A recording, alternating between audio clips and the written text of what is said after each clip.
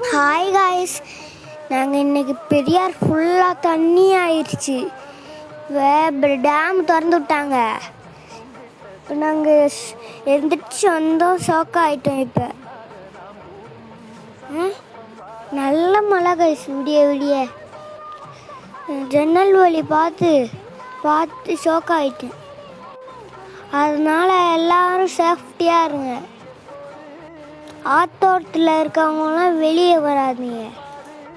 Dam திறந்தோடனே வெள்ளம் அதிகமாக போகுது. இங்கே ஆப்போசிட் வீடு கெயிட்லாம் ஏறிடுச்சு, எல்லாம் ஏறிடுச்சு.